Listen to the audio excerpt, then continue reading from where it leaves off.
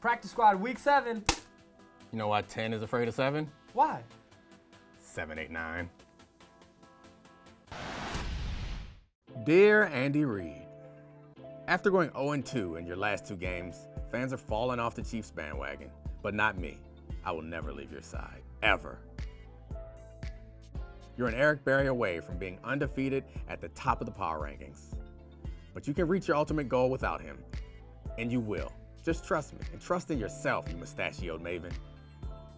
Your evolved West Coast offense is like a flower with petals ready for the plucking. Travis Kelce shovel pass, he loves me. Shoddy clock management in a 2-minute drill, he loves me not.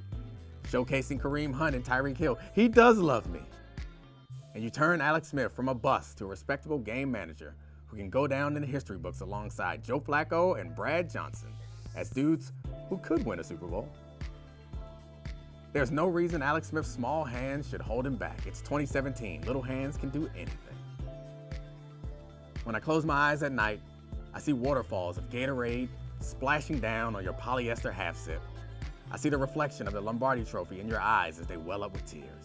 And I know the championship is where it belongs, resting comfortably in your ample bosom.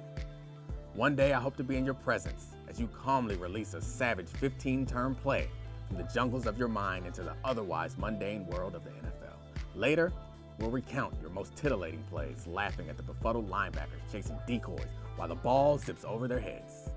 That day will end with a long embrace where you hold me like you hold your play sheet. All those playoff heartbreaks from the past have prepared you for this season.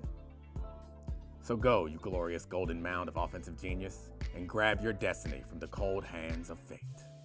Love, Fox.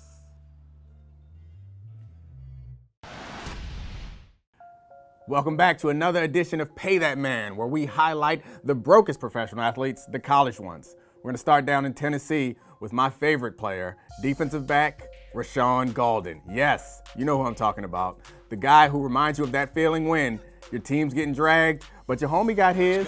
Tagovailoa waits, fires, and intercepted by Batuli. The linebacker going the other way. Tennessee looks like a company headed for Chapter 11 right now, but Rashawn is celebrating his boy Batuli because he had a good idea in the meeting, though. Show him, Rashawn. Show him how you celebrate your boy Batuli. So please, pay that man Rashawn. If not for those great middle fingers, then Butch Jones should pay him, because Butch Jones is likely going to be out of a job soon, but he still gets $8 million to go home. And we're all going to point to this moment as when the wheels finally came off the Vols. So hey, cut him a check when you're doing nothing next year, Butch. Pay that man Rashawn. Next on deck to get that check, we're going to go to Wisconsin. They're 7-0, hoping to get a berth in the college football playoff. You know why? Because of freshman running back Jonathan Taylor.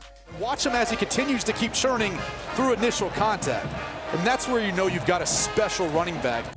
He leads the Big Ten in rushing yards and rushing touchdowns. The sad part is, Wisconsin, if they make it to the playoff, they're going to get a huge chunk of change. And Jonathan won't have a chance at a payday until 2 more seasons because he's a true freshman running back. So please, I don't care. Everybody in Madison, put your money together. Call Nigel Hayes. Pay that man. All right, the final contestant on this week's Pay That Man is Michigan's John. No, not John Harbaugh, though he's going to get bludgeoned all week by Michigan media. He has about $9 million a year to dry his tears, which is second most to Nick Saban of any college football coach. I'm talking about John O'Korn, the starting quarterback, who got sacked 7 times in the loss to Penn State and will likely continue to get bludgeoned throughout the course of the season. You know what he has to dry his tears? Textbooks. So pay that man. Please? Bonus takes. So can we pay Mike Gundy's hair? Because it's like a separate individual. I wouldn't leave Mike Gundy's hair alone with anything that I care about. Mike Gundy's hair looks like it steals. Mike Gundy's hair is trying to get his neck tattoos covered. Mike Gundy's hair cheated on the GED. Mike Gundy's hair spent 3 years in the 9th grade. Did you know that today was a national holiday? Well, it is. It's Hug a Defensive Back Day. DBs are the best among us. Here's the list. Mother Teresa, Gandhi, Frederick Douglass, then DBs. DBs set an example. We should all live our lives more like defensive backs. Defensive backs take on the most impossible challenges, expecting to succeed. And when they do, they dance. They enjoy the holy hell out of every small and big achievement. And when things don't go well, defensive backs don't get down. they move on and approach the next challenge with the confidence of a post-coital peacock. And every year, the NFL sets out to make the life harder for defensive backs, tightening rules, penalizing effective techniques, yet DBs continue to overcome. So hug a DB today and say thank you for remaining on the vanguard of freshness while doing one of the NFL's most inglorious jobs.